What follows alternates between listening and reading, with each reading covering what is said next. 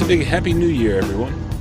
I'm Todd Dills, Overdrive editor and your host for this final Overdrive Radio podcast for 2024, or the first for 2025, whenever you happen to be catching it. We're looking back on the year that has been, a certainly sluggish one when it comes to business for many, though with a degree of optimism heading into 2025 with a new administration incoming and hope for business-friendly policy yielding freight improvement all around. Here's how this one is going to go.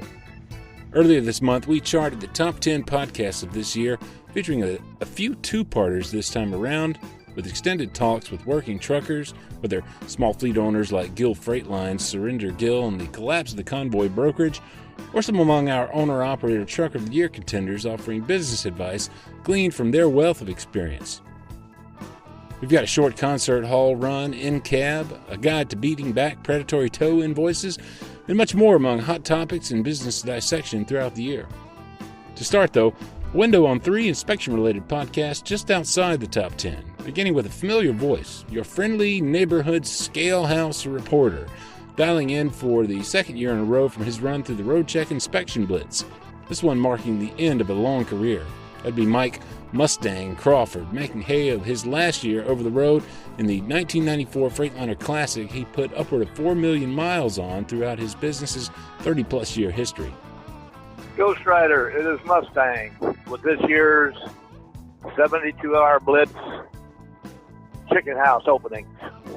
Anyhow, I was rolling south on US 141 and 41, came out of Michigan with a load of lumber, and I got to Little Swamico, Wisconsin, and the scales there set in the middle. Anyhow, it was open, and they were definitely busy. They had about 6 or 7 trucks in there inspecting them, and there was 9 officers all total. They were busy. That's the first one I've crossed. I got the green light to go on past, and I gladly passed. At the Wisconsin-Iowa border then, Ghost Rider, early evening. Mustang again. The scales at Hazel Green, Wisconsin / Dubuque, Iowa on southbound 151 and US 61 were closed, locked up tighter than the thumb of a pig's Day nose. 2 of the blitz, westbound on I-80, then early that morning. Just crossed the Iowa scales on westbound 80 just before you get to Des Moines, and they was open. That's the first time I've ever been across 80 that thing's been open. Usually I'm a little later in the day. I crossed them this morning at 6:20, and they was open. I went, all the damn. So they put me on the scale, they weighed me, and sent me on. I didn't see them doing any inspection or anything yet, but I got a feeling they But will on be. the eastbound side, not long after that, The eastbound scales, mile marker 115 on Interstate 80 before you get to Des Moines, at the mile marker 115, it's closed. slightly different from Mustang's 2023 road check experience, his first inspection blitz in some time. For years, he'd generally scheduled necessary preventive maintenance with his shop near his Long Lane, Missouri home base for a week off to avoid the added inspection hassle, as it were. In any case, results for Crawford this year were generally good. No inspections, no violations, and, as I noted in the podcast, we'll certainly miss his reports come May in 2025. I just went past the Illinois Chicken House on Interstate 80 eastbound, mile marker 1.8. Eastbound and westbound, locked up tighter than a thumb up a pig's nose. Nobody home. And that, for Mustang, was the end of a certainly less than memorable road check inspection blitz. Here's hoping it was much the same for you. And I'll offer a big salute to Mr. Crawford. Mustang, from the Ghost Rider, you've truly been an inspiration, my friend. Over and out. The bulk of that same Overdrive Radio edition was devoted to my talk with Nashville headquartered Sharon Lee of the High Road Concert Tour Hall Small Fleet. Lee would go on to compete in our Small Fleet Championship later in the year in the 3 to 10 truck division, where she and her high road operators were among 5 semifinalists. Listeners took in her considered thoughts on what any business owner experiencing growth needs to learn, and quickly. What's that? Just how, what, and when to delegate tasks better achieved by another, to preserve your own time best spent. I do see myself focusing more on the parts of the business that I really enjoy, which is the connecting, the sales part of it. I speak at conferences regularly more on the touring industry.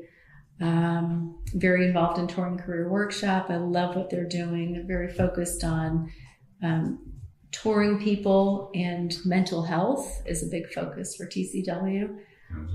So seeing myself more involved in that, more involved in sales and the management side of it and the marketing side of it, and turning over more of the trucking piece to others.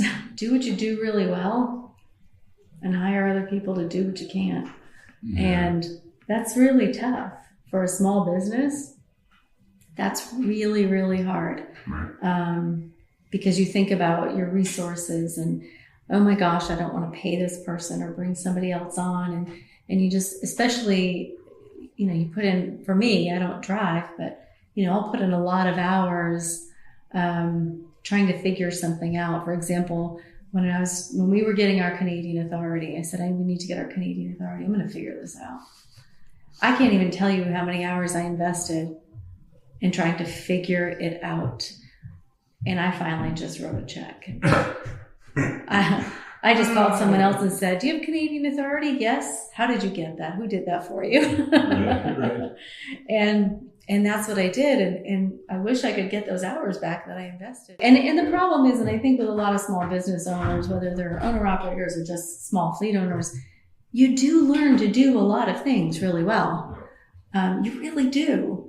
I mean, I can kill it on a spreadsheet. And I can do marketing. I can update our website. I can run QuickBooks. I can do all of these things, but is that where my time is best spent? Not really, because there are other people who can do those things too and do them so much better than me. Next up, in a year that saw the FMCSA expand its crash preventability determination program with several new crash categories, in an early year podcast before that expansion happened, compliance consultant Rick Gobble emphasized the importance of use of the FMCSA's data queue system to challenge what needed to be challenged from roadside inspection results, crash results that were clearly non-preventable even more so. The agency's expansion of the preventability program means that, particularly for owner-operators and small fleets with dash cams, as of late in 2024, it's a much bigger possibility that those non-preventable crashes can be removed from computation of your CSA scores if you're operating with authority. But you've got to use the data queue system to make that happen, as Rick Gobble emphasized on the podcast with a bevy of tips for navigating the process. Speaking at the late in the year 2023 conference of the National Association of Small Trucking Companies, as we highlighted early in 2024, Gobble asked small fleet and owner-operator attendees for a show of hands if they did in fact use the data queue system routinely for that purpose. Very few hands were raised. For those who did not raise your hand, you're playing badminton in the dark. Because these big carriers are filing them. These carriers who are knowledgeable of the regulations are filing them. The people with knowledge of CSA, SMS. If you're not filing them, what does that mean? That means that every crash that they have on you is considered a preventable crash. Every roadside inspection they have on you is considered accurate data if you're not data queuing. And that's the only way you have to get roadside inspections changed, violations changed, taken off, or crash to be determined not preventable. That's it. That's all you got. On the inspections front, though, as Fleet Safety Services Audit Support Pro Jeff Davis emphasized at the same conference, owner-operator options are more plentiful, particularly in the area of avoiding inspection in the first place, to totally prevent adverse outcomes. Though increasingly there's a double-edged sword with brokers for owner-operators with no inspections, as reporting throughout the year re-emphasized, avoiding inspection entirely remains a surefire way to stay in the good graces of auditors and other federal investigators, Davis noted. Aired ahead of the RoadCheck Blitz this past year, that particular podcast featuring Davis, as noted just outside the top 10 most listened to episodes of the year, that podcast offered a variety of tried and true ways to make trips across the scales short, sweet, and simple. So we're going down the road. We got a mud flap missing, and we got the ABS lamp on the trailer lit up. What does that mean? Inspect me. Inspect me. It says, come inspect me. I'm lonely. I want to see an inspector. I want to get my $25. Except you're not going to get $25 because an ABS light, once you're moving and hooked up down the road, it must be out. I go into motor carriers and I see they had 10 ABS lights on trailers. I did a case study with a client about a month ago. This blew my mind. About 100 drivers. I broke down all their roadside inspections, and guess what? 85% of all their violations happened at a scale. Now, I'm from the old school trucker. I trucked back when you had to crank Tin Lizzie to get her going. Back in those days, we never went over the scale to get together. So we got one driver. I'm going to call him Billy Bob. I'm looking at this roadside inspection, okay?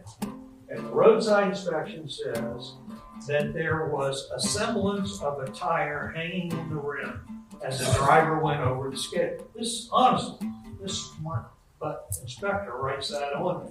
So I call the owner and I say, hey, no big deal. But this is pretty weak, all right? What did the driver say? And he had talked to the driver.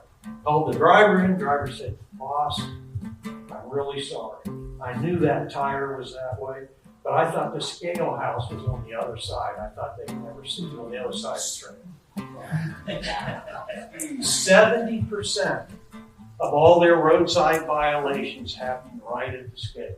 Do these scales move? No, they're set places, and most of their drivers, guess what, are dedicated drivers. So you're telling me you're going over the scale with baloney skins and no lights on, no seatbelt on, and you just want to wave at the investigator who's driving. The number one key to lower your CSA scores. You ready for this? This is secret. I don't want this to get out anywhere, okay? Here's your number one key to lower your CSA scores. Every light burns every mile, every day. Every light burns every mile, every day. Every light burns every mile, every day, except for the ABS light on your trailer, and it must be out. Statistically, lights are the number one trigger event by far across the whole United States. On the other side of a break, then, we'll count down through the number 10 most listened to podcasts of 2024 all the way to number 1 to ring in this new year right. So keep tuned. If you're in an area that's going to get a dose of winter, you need to protect your diesel with Howe's Diesel Treat starting today. When used at every fill-up, Diesel Treat is guaranteed to prevent gelling, remove water, and add lubricity, making sure your truck or tractor is ready to go and performing its best. And if you face crazy cold temps, make sure you have a safety net. Howe's Diesel Lifeline. Keep it on hand for gelling or icing emergencies. It's a lifesaver that's sure to get you up and running in 15 minutes or less. You can find more about the full range of Howe's fuel treatments at HOWES, HowesProducts.com. Here's a big thanks to the company for their continued support of Overdrive Radio. Number 10 in the podcast countdown through the year 2024 comes from early in the year, after Overdrive's publication of our step-by-step guide to battling predatory towing. Authored by executive editor Alex Lockie, the guide followed coverage of the towing issue throughout the prior year, for which Lockie was awarded a Best News Coverage Award at the annual Jesse H. Neal Awards for Business Journalism. And we featured Lockie in this podcast along with David Heller, Government Affairs Lead for the Truckload Carriers Association. Heller spoke to his own efforts to educate TCA membership about tactics carriers can use to beat back predatory practices, from outrageous bills to holding equipment hostage and cargo hostage and much more. It all followed the American Transportation Research Institute's late 2023 research report around predatory towing and some high-profile efforts in various states to rein in the practice, absent meaningful federal action, as we've seen in recent weeks with the Biden administration's junk fees FTC rule skipping predatory truck tows entirely. Here's David Heller from that episode, followed by Alex Lockie. Holding the equipment hostage or holding the cargo for ransom, that can't be done these days. And I think the reality is opening our membership's eyes to some of the practices that are out there that are happening that shouldn't be happening. And I think it's important for our membership to know that there is a way out. There are things that you can do to get your cargo back so that that load does get delivered to where it needs to be going, or get your equipment back that's in question. And I think that becomes the opportune time to educate our members on the process that are involved, as it does relate to that ACRI report. There's no doubt about it. There are practices in there that you and I, well, we'll read about. They're living it, and we want to make sure that they understand the implications of it and the ways that they can deal with it. TCA's membership is, by and large, sizable fleets. For owner-operators and small fleets faced with big tow bills, though, Overdrive's Alex Lockie found that playing defense might best start with a partner all have in some form or fashion. The best way to beat predatory towing is to not fight it yourself at all. I mean, you don't want to touch it with a 10-foot pole, and the way to do that is to insure yourself against it. That's what Brand said. He said that top 5 ways to fight or avoid predatory towing bills that would be insurance. Lockie, you referenced his talk there with insurance attorney Adam Brand of Brand and Tapley, whose advice was also referenced in the ACRI report. Because simply and especially for the small carrier, if you're a mega fleet insuring, 300 trucks, then maybe, save on insurance and task your legal department with it. But if you're an owner operator, then you probably just want to get this off your plate as soon as you can, because they are going to hold your equipment hostage. They might even hold the cargo hostage. So as soon as you can hand that over to the insurer, sooner the tower can have some guarantees in place and, hopefully give you your equipment back. Also, just being sympathetic, you don't have to deal with the person. When you're getting that ticket or, the tow bill or something, it's make you very angry to read the numbers there, right? So, and the way to, after insurance, the most important thing to do is, document all this stuff, communicate extremely clearly and professionally and in writing. And to do all that when basically anytime you get behind the wheel and one of these non-consent police ordered tows can happen, it's a terrible reality. They could put a number on that paper that ends your trucking business, right? So you don't want to be in the immediate aftermath of one of these things and then having to begin. It's like that giant ticket for like $100,000 tow is actually your invitation to a long drawn out court proceeding, where maybe you could wrestle back half of that sum. Number 9 in the countdown, then we turn to one among our Trucker of the Month podcasts throughout the year. This one featuring Alpha Drivers transportation owner and operator Alec Costras, who with co-owner Joe Morrow and an equipment testing and consulting side business of the pair, had demonstrated just how, with the right driving and speccing of late model equipment, owner-operators could take their fuel mileage up and above 10 miles per gallon.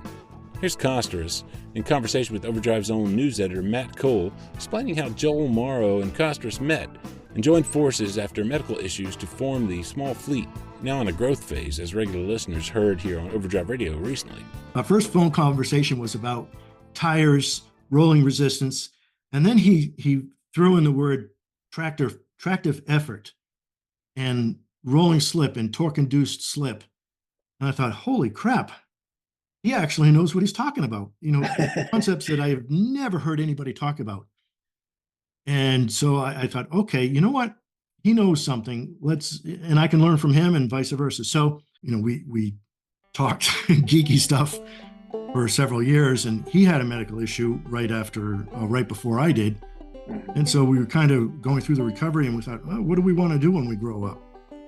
I knew from the conversations that he had professionally outgrown his capacity at Ploger, which is a great company, very well run, probably the best run company operation, I think, period.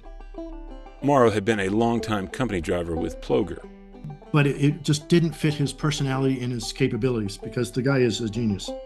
So, but where he's a genius on some technical issues, he was, shall we say, lacking in some other areas, as most geniuses type of thing are. And I frankly had outgrown Landstar, so I'm pretty adept on the business side, data, organization, and so on. So we thought, okay, if we do this, come together, I can run the office, all the back office type of things.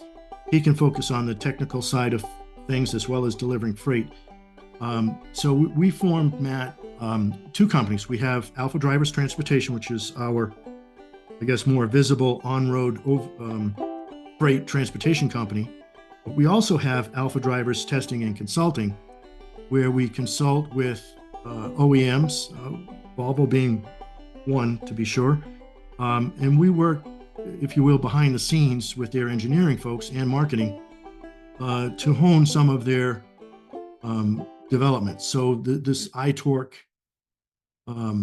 technology package that they have was really Joel's brainchild. He knew that they had, for example, crawler gears, they had the turbo compound engine, and they had faster rear axle ratios. But putting all of those things together was the glue where he realized all the various components and put it together in the package, which is now worldwide. And we can track with what we're doing. We have telematics on board both trucks. We're actually upgrading that after this call. I have a call with a telematics provider where we're upgrading our own capabilities internally so that we can grab more data in service of Volvo, for example, on some of the shift logics, working with the engine and so on to make these trucks even more efficient. Alec Kostris has written for Overdrive about these efforts around equipment specing and design, but also operational shifts any small fleet owner and or owner-operator can make, irrespective of their equipment. Find it by searching his name at overdriveonline.com. Next up, on to number 8 in the podcast countdown, our talk on the occasion of announcing the 2023 Trucker of the Year, Jay Hosty. Got a lot of ink throughout the year for the achievement, recognizing his own strides and efficiency with a long-running 2006 Detroit Series 60 powered Western Star. Here he is detailing an extended oil intervals strategy that took him all the way out to 100,000 miles without an oil change, with routine sampling and analysis that told him, well, the oil's still good, why dump it? It all started from when I found Kevin Rutherford on satellite radio. I had never heard of him. Started listening to him and things, ideas he had and stuff. And I've had an open mind to, try different things. Well, I never did actually. He promoted as a oil filtration system, OPS. Yeah, the bypass oil filtration, right.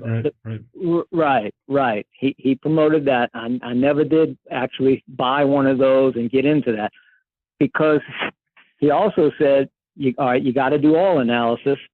And he said, if you do oil analysis and it comes back good, there's no reason to change that oil if you're doing a good oil analysis program.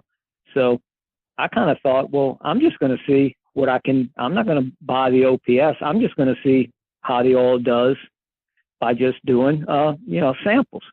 I can't tell you, I was looking at my, some of the records I had, and it looks like I've done 30-something samples, I think, but I was doing them at 20,000 miles each sample, and I've got like up to 30-something of them. So that's hundreds of thousands of miles that I've been doing that.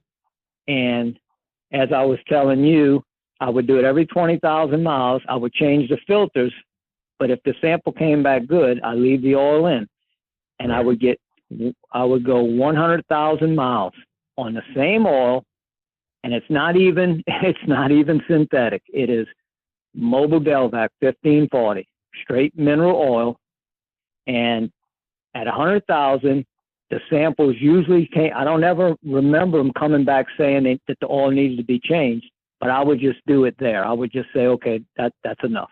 Felt like I achieved quite a bit to get 100. 100,000 miles on the same oil. I did that with that truck from probably around, I'm gonna guess around 2010 is probably when I started doing that. And here we are in 24.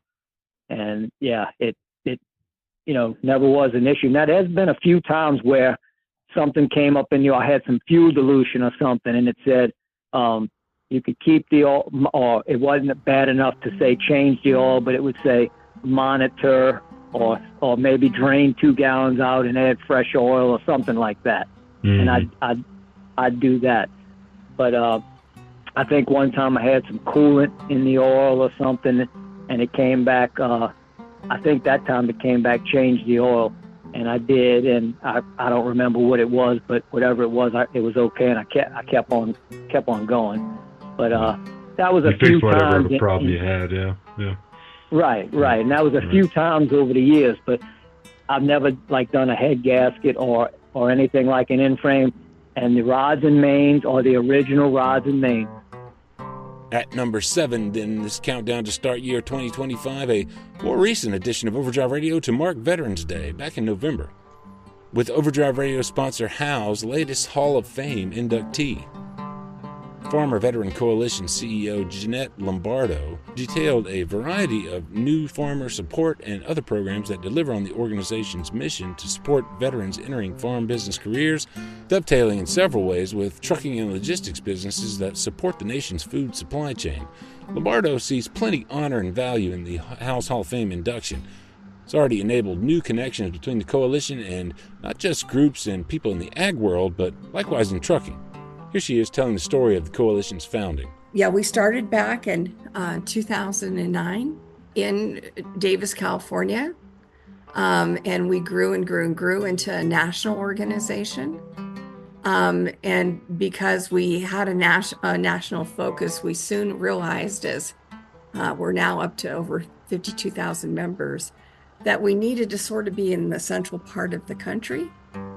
Because of, by the time we got in the office, the day was half over for the East Coast, right? So we decided on Texas because it's our state with our largest membership. And we decided on Waco because it was smack dab in the middle of the state.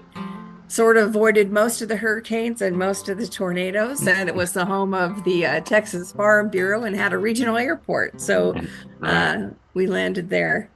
And we moved there about 3 years ago. We've been growing our programs throughout this whole time.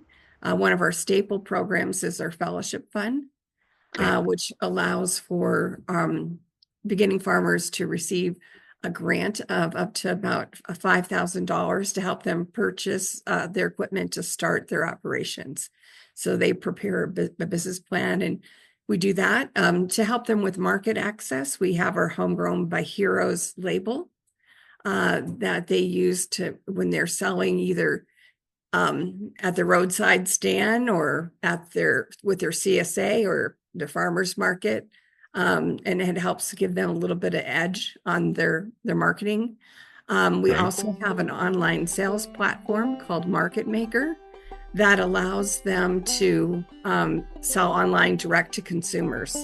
And that's been a huge tool for a lot of our remote farmers to expand their businesses throughout, not just locally, but throughout their states and nationally and internationally for some. So that's a great tool. Last mile transportation in these direct-to-consumer online sales is an ongoing pain point for farmers, as you'll hear Lombardo note later on. Much of it occurring not in big truck equipment, but smaller delivery vans and the like. The next program Lombardo details, though, is perhaps where the FVC's work most closely dovetails with the trucking world. We have our Ag Careers department, which Ag Careers is an international ag placement agency, and they have a plug-in on our website. And we allow, right now I think we're posting remote jobs. So some folks who are just starting their farms and need off-farm income, that's a great place to go to look for remote jobs in logistics, distribution, food safety, quality control, marketing. All that. There's so many aspects to agriculture I don't think people realize that. And of course, the military fits great, especially with with your truck drivers. I would have to say logistics and distribution are huge, because ag, the food rots if it doesn't move from the farm in the field to the grocery stores. And we're, as a nation, I think we're trying to stop a lot of our food waste issues. Sure. And so that timing and that, people don't realize how much truck drivers have to implement. They have to be where they have to be when they have to be there. And there's, no stopping them because if, whatever they're hauling could rot. And number 6 in this special Overdrive Radio countdown of the top podcasts of 2024, a little bit of a newsy window on a couple of the very first full custom treatments given to a pair of beautiful 2024 Peterbilt 589s. The new model for the year replacing the 389, and then back in May at the Large Cars and Guitars Truck Show, opening owner-operators' eyes to custom possibilities. These two Petes were ordered and built by Semi-Casual, a custom shop attached to Fitzgerald Peterbilt in Crossville, Tennessee. And I talked to Brian Burke about both there at the show in Kodak, Tennessee. You can also catch a video run through the two at Overdrive's YouTube channel. That's youtube.com/overdrivemag. You may well be listening there already. All Overdrive radios are housed on that platform as well, one of many where we publish the podcast. Here's Brian Burke, speaking from the cab of the orange Peterbilt 589 with a full exterior redo. The biggest thing is we wanted to build these trucks and bring something out at Mid-American at these truck shows so people could see the new 589 and the possibilities with them. It's a brand new model, so when it comes out, everybody's like, oh no, they changed the truck. People have reservations about what it could be. I think with these two trucks, we kind of did two different styles out of them, and someone can see it and say, oh, you know what? I like that. It looks good. My name is Brian Burke. I'm with Semi-Casual and Fitzgerald Peterbilt, and we're hanging out at the Large Cars and Guitars Truck Show. Detailing the rigs, he started with this observation about the orange 589's interior. Pretty well stock contrast to what the Semi-Casual team did to the other 589 in the pair with a black exterior. This truck is pretty stock. This one's not for sure. This one we just added chrome, so it's got chrome shifter plate, shifters, pedals, chrome handles and stuff. But otherwise, it's pretty. And these are all factory Peterbilt genuine accessories. That we did this one, so if a person wanted to see, like, hey, if I just want to order some stuff out of the Peterbilt book, this is what you could do. As far as the exterior of the trucks, we did a lot. So particularly on this orange truck, we did a hidden def tank. We took the sleeper bags and the shocks and the panhard bar and hid everything under the sleeper. And so the back's like real clean looking. You don't see any of that stuff. We actually lowered the fuel tanks down an inch just to make the truck look a little bit lower. Painted those. We changed the boxes out where you under the doors, so they're a smaller box. The trucks from the factory come with a box that's about 6 inches longer. So we shortened those up and then put the air tanks on top of them like the traditional 389 would have. Something that they don't offer the factory. And then made a longer cowl panel. Again, it kind of made the truck look a little bit longer. Just painting everything to match. We painted the chassis with a base clear and a flush mount deck plate, did shift fenders on it, visors, cab sleeper panels, and a lot of that stuff. And when we built these trucks, all of these parts in these trucks are all one-off parts. These are the first ones made for a 589 as they came out before we could take them to Mid-America, which now we actually have them for sale. Drivetrain, yeah, they're very similar. They're 565 Cummins with 18-speed trans, 337 gears, full lockers in the rear.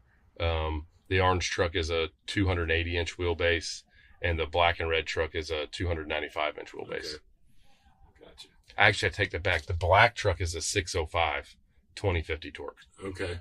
And this is a 565 18. That podcast from May also featured part 2 of my talk with Trucker of the Month and future 2024 Trucker of the Year finalist, owner-operator Gary Schloe, headquartered in Austin, Minnesota, and leased for many years to long-haul trucking out of Albertville, pulling with a flatbed Conestoga setup.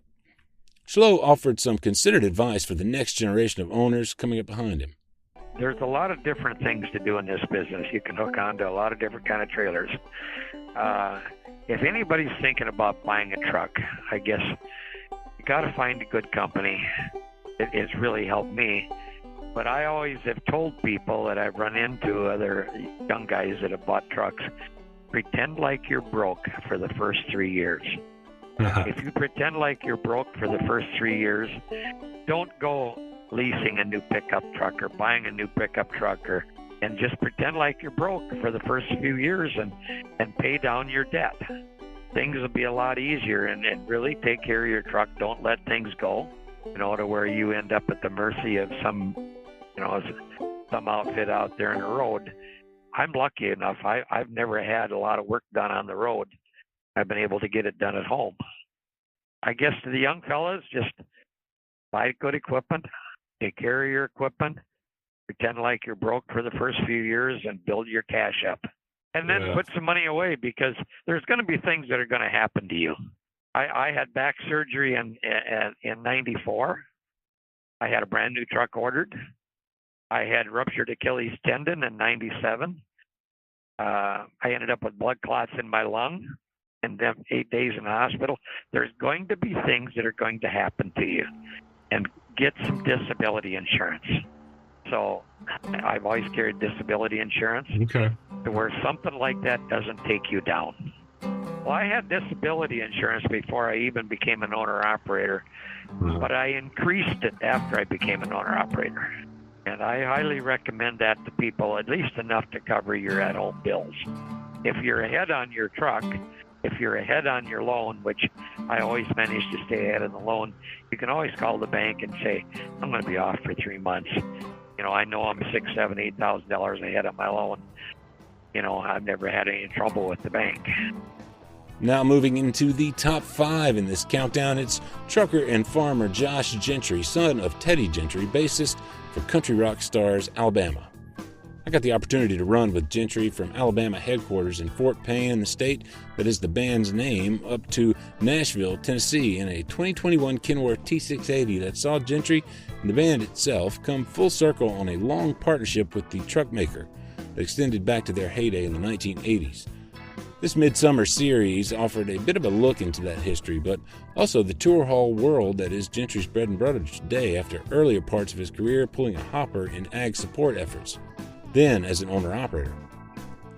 We've had the truck wrapped to match the trailer now, so it started as a blue truck. It started as a blue truck, and it was a legendary blue, and now the truck is it's almost like it's one with the trailer, because it matches so perfectly. And the company that did the wrap in Nashville, called their name is Wrap Artist. They do a lot of entertainment wraps for buses and trailers and stuff, and they are the absolute best of the best. They've done us. They wrap the trailer, they wrap the truck. I mean, they've just, their hand on anything is just, it's untouchable. So this truck's been my baby for January of next year will be 2 years that this truck's been my baby. So in the last, I'd say probably 10 years or so, I've owned 3 that I use for mostly agriculture, pulled hopper bottom, and that's kind of my favorite what is the word? Yeah, my favorite niche of trucking, I guess you could say, and just the people that I've met through that industry or that form of industry and agriculture, and getting to meet the farmers and the good old boys that come in there with their crops, and they're just like me. I mean, like I was raised on a farm, grew up on a farm, and that's kind of my mindset of loving farming, and it's pretty cool to get to meet, people like me. So in this industry. So that sense of being one with the ag haul work that's underscored much of Gentry's career in trucking, and those relatively recent years owning trucks, certainly of a piece with Alabama as a band itself, according to Karen Ann Potts, part of the Alabama Fan Club operation in Fort Payne, handling all the shipping and receiving in and out of the headquarters there. Here's how she put it when asked what accounts for the group's longevity. The number one thing that has kept them, I believe with all my heart, grounded is they've never left the farm. Okay. Yeah. They're on the farms they were born on. Right. And it's hard to get a really big head when you get off the bus here and you go to the farm and you got cow hockey to get out of the barn. Right. Or chicken stuff or whatever. Isn't it, Josh?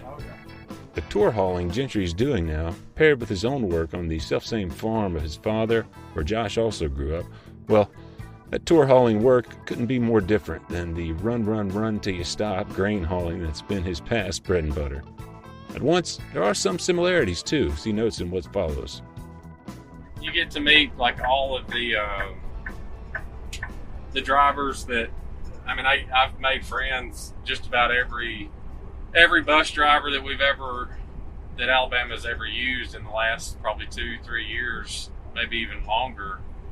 It's just the drivers in general that I've just seem to gravitate to, because that's the livelihood that I love, and so I just relate to them, and we'll get to talking about everything that life throws at us. So I mean, it's amazing, and like I said, I've made some really, really good friends with drivers in this industry. On to number 4, another in our Trucker of the Month podcast series for 2024, featuring Wisconsin headquartered owner-operator Mike Nichols, leased to Wayne Transports and pulling dry bulk pneumatic tankers in that operation.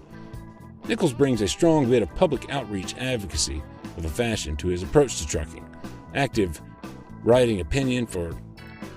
as he is writing opinion for local newspapers and being an active member of associations. Owner-operator Nichols is on the ballot for board elections this season for a spot with the Owner-Operator Independent Drivers Association, where he's long been a member. Nichols here picks up with a critical piece of the story of his long career when, in 1998, after a time away from trucking, I bought a 379. It was a brand new 98 379 and a 98 or 9 utility reefer, 48 spread, 102. I was thinking of getting my own authority back then, but to start off with, I had a neighbor that had a few trucks and had his own authority, so he would just let me use his authority for a small, modest fee a month, and I would pretty much just work through brokers. And I did that for probably a good 3 or 4 years. Ultimately, I wound up having problems with the truck. So that Peterbilt, that 379 was the Lisa Marie 1, if you will, or just the Lisa Marie. And it was a gorgeous truck. Had a 3406E model cat rated at 500, 18 speed. But I had problems with it. Ultimately, it had a vibration. They just could never figure out where it was coming from. You know, the guys from Meritor came down and checked it out, and I drove it up to Fabco Caterpillar, and they couldn't figure it out, but there was a vibration in it nevertheless. And so that wound up being a buyback, a manufacturer's buyback on a lemon law. Wisconsin's got a pretty hefty lemon law, and they bought the truck back and compensated me for all my finance interest and all the payments, and then they pay the attorney's fees. And after that, I kind of just got out of owning a truck. I did some other public advocacy work. I actually did some work for the attorney, because he specialized in heavy truck lemon law. And he had said, you know, I could probably use somebody like you to, you know, help out now and then, somebody who knows about trucks and also has a reasonable understanding of the law. Wisconsin's lemon law is something of a unicorn nationally when it comes to commercial trucks.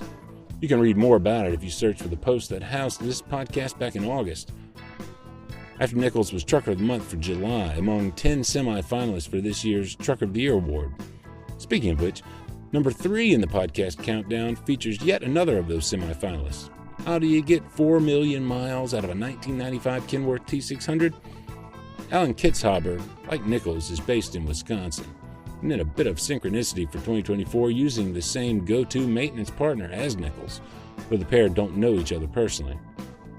Owner-operator Kitzhaber turned plenty heads with his truck's longevity, and an approach to efficiency that, though he's not knocking it out of the park at 10 miles per gallon like some of Alec Cosworth's later model equipment, he's doing pretty great with a truck that passed 4 million miles in May, all under his expert tutelage, and which was built way, way back during the Clinton administration. Here's Kitzhaber speaking to his approach with the 1995 T600. When I bought the truck, I figured, once I had it paid for, I'd be just like any other driver and just buy a new truck or a newer one. But the dot-com bubble hit, and the economy kind of went into the toilet. And I also had thoughts of getting out of trucking, and actually, because I had a background in sales, I was a Radio Shack store manager for 9 years. And I got into trucking thinking I would just do it for a couple of years just to see the country, and then I would get a real job. And that was 34 years ago.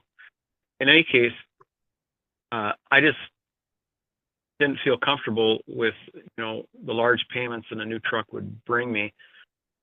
And so I just figured, well, I'll keep driving it for a while and just see what happens with the economy, and hopefully things will improve. And then the government introduced these emissions mandates for 2004, 7, and 2010. And all you heard was nothing bad from mechanics and other people that were buying these trucks, the problems they were having. I'm going, well, maybe let's just stick with the truck I've got and really work the bugs out of this stuff. And that story really hasn't changed at all. As time went on, it just got worse and worse. And I've got relatives that are in the trucking business, 4 cousins that at one time were employed by Ream Kenworth. And they all said, just, hang on to the truck you got. Every mechanic I talked to said, just keep the truck you got. You got a good one. Don't screw around with these new ones because of the problems they have with all the emissions and so forth. And I decided that, why not? Let's just do that. I'll just keep driving it as long as I can. Hopefully it'll last until I retire. Some guys customize their truck via paint, chrome, lights, and things like that.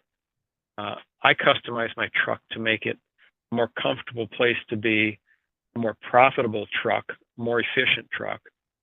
And in doing so, some of the things I did is put an APU on it for air conditioning, and you have an alternator on there, so that helps charge the batteries overnight and keep them up.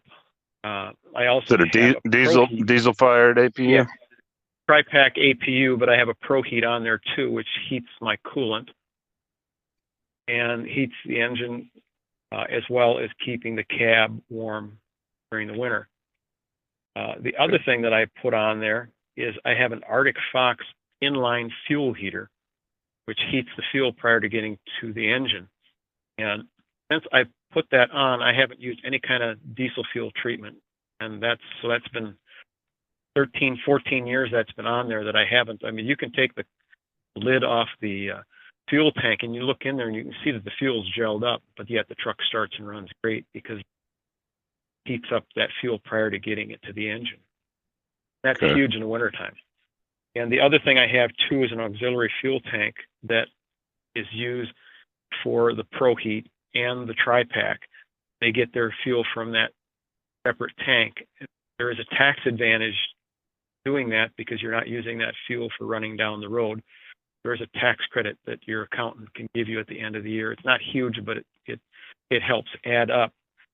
But the advantage of doing that is I can stick fuel in that tank that is like a number one diesel or a premium diesel or some highly treated diesel that's not going to gel up on me. So that I know that those two units I can get going. If I can get those 2 units going, then the truck can go. That was really important. It's a small tank. It's 14 gallons is all it is. That's very, very helpful. And the list goes on and on. Catch a full history of the truck in coverage from August, when Alan Kitzhaber was Trucker of the Month and would later go on to be a finalist for the 2024 Trucker of the Year Award. Number 2, nearing the end of the podcast countdown, is a 2-part talk with Gill Freightlines small fleet owner Surinder Gill, reflecting on his experience with the Convoy brokerage, which famously failed in 2023, shutting down and leaving an untold number of owner-operators and small fleets like Gill unpaid, just as the broker sold its tech platform to another for a big payout to itself from the Flexport company. More on that long fallout to come, no doubt. Surinder Gill, headquartered in California, asked some tough questions. Why aren't broker bond minimum requirements tied to the amount of business done by the broker, for one? Then also turning heads as he committed to not making the same mistake of yoking too much of his business to the whims of a broker like Convoy. Here's Gill. So 6 months later, we're still doing what we're doing. We added on more equipment. We now took some of the headache that Convoy was taking for us, and now it kind of helps me build a smarter and sharper strategy for our company going forward. How much to put your eggs in a basket with a broker, to look at the finances, to look at these quick pay deals. Because I was one of the carriers that was like, I'm not paying you guys 1%, 2%, 3%. Screw that. Right. I worked too hard to negotiate these rates. We're going to keep you on a 30-day cycle. Now I'm more of, all right, let me try to get my money from wherever, because I don't trust anybody now. I don't care if you're C.H. Robinson or Knight Logistics or whomever else, because this industry is it's become so saturated with double brokering, payment issues, PQL, people like that. I read an article, I think last year, about them holding a carrier's money due to a claim. And not just the money for the load where the claim was in question. That article Gill referenced there was one in Overdrive about the cargo claims offsetting contract language brokers often use to reserve the quote-unquote right to essentially withhold payment on any carrier's loads to satisfy shipper claims of damage. It's an oft-abused practice. Various players in and around small trucking have been warning carriers to avoid like the plague in their contracts with brokers. So what's to say that it was like $1,000 claim, that now he's duped out of his other financials. Gill then told another story about several months' worth of TQL loads he'd not been paid for that turned out were held up within another carrier's factoring company. Turned out it was a case of mistaken identity. TQL was doing some drayage business with a Gill Freightlines company out of California. Unlike the Gill Freightlines business, without an S. That carrier's edition of a factoring company, TQL then applied to both carriers with the correct one as the beneficiary. Luckily, after months of waiting and work, the payments for those loads ultimately did arrive. Not without plenty in the way of fits and starts. An annoyance, however. That's why I got so fed up with brokerages, over the course of Convoy's collapse, that now, I don't think twice about quick pay. I'm like, all right, let me get my money. At least I know I got something versus nothing. Last week, I was like, I wish the industry does a shakedown where we don't have to rely on brokerages anymore or as much. I do hope shippers are more open to giving work to direct carriers. Who cares if we're a 5-truck operation? At least you know who we are. We know who you guys are. There's not going to be an issue about identity, about double brokering, stolen freight. Like if my yard, for example, we're in Manteca, correct? Mm-hmm. And right down from our terminal is a Ford factory. It's a plant. I think they ship out parts or whatever the case that they have, right? I can see them physically. They can see me physically. But yet where it confuses me is they would rather give work to these, kids out of college who work for Coyote in Chicago or in Atlanta, wherever their office is, and trust these kids to go vet these carriers who might be carriers or chameleon carriers to haul their product, but they won't give it to me because I have 5 trucks only and I'm down the street. And you can see them when you walk out at your front door. Yeah. Yes, and they could see us. They could see us literally hauling their product every day. Yep. So this whole motto, it amazes me that this is, we'd rather do this in distribution than work with people who are right at your front doors. Finally, number 1 in the podcast countdown benefited from a re-air in August of a conversation I had early in the year, which aired then with Warren McCurdy, another Wisconsin-based owner-operator in this case, and with a central point of view about what he felt the roadside inspection system was designed for. Something that's, gotten a little off track with how states, the FMCSA, and some fleets treat so-called safety scores, derived from inspections and associated violations. So we're back to the beginning in some ways of the podcast countdown. If you get an assist from an inspector out there this week, Take note of the approach he or she takes. Is it prevention of accidents that is the ultimate goal? McCurdy made clear his bone to pick with the federal CSA scoring program and all its ripple effects throughout trucking and roadside inspection systems. After a trailer tire lost air in transit sufficient to take the tire off the rim, the trailer empty, the tire problem unnoticed by McCurdy before inspection, the owner-operator's leasing carrier assessed points for the violation modeled on the FMCSA's internal driver safety measurement system, nearly enough to void McCurdy's lease, as he tells the story here. We were loaded and had Jubit's truck stop overnight due to deliver near the airport in Portland. Okay. And we did that. You do a pre-trip or pre-trip inspection in the morning. Everything was fine. We unloaded, and we had a load to pick up the next morning in Spokane. So we immediately headed in that direction. When you leave Portland, you go about 35, 40 miles, and you go through a Oregon scale. And we went through an Oregon scale, and nobody said a word. So I assume that tire was not flat at that time because it was fairly obvious. I mean, it was off the rim. Quick FYI here. The eventual flat in question, discovered later, was on the inside wheel of a pair of duals on the driver's side at the very back of the 53-foot flatbed Conestoga. As Warren McCurdy notes here, when he crossed that Oregon scale, he went through it without a problem. Maybe it went flat after that because they didn't say anything. And then we never stopped for anything. And when we got to Umatilla, of course, we got on 395 going north and across the river into the Washington scale where we got the red light, and the officer told us we had a flat tire, which resulted in an inspection of the truck, which they did. They also found a running light that had went out. This resulted in a total of 16 points, not 16 points, 12 points. That's referring to the severity weighting of violations in the safety measurement system. In this case, that's 8 for the tire, 2 for the lamp, plus another 2 for the out-of-service condition of a flat tire. Under the rules of the SMCSA, that's tripled. So now we have 36 points. Violations in both motor carrier and driver safety measurement systems initially are tripled to account for their recency. They carry less weight over time. In most of what follows, McCurdy references the driver system, where a tripling of the violation's weight falls to a doubling after year 1 of that violation appearing on the record, then to just standard weight after the second year. Got the tire put on, new tire, about $660, and proceeded to Richville, where we spent the night, and went in to get loaded the next day. And then our problems really started, because once we got loaded, the truck wouldn't start.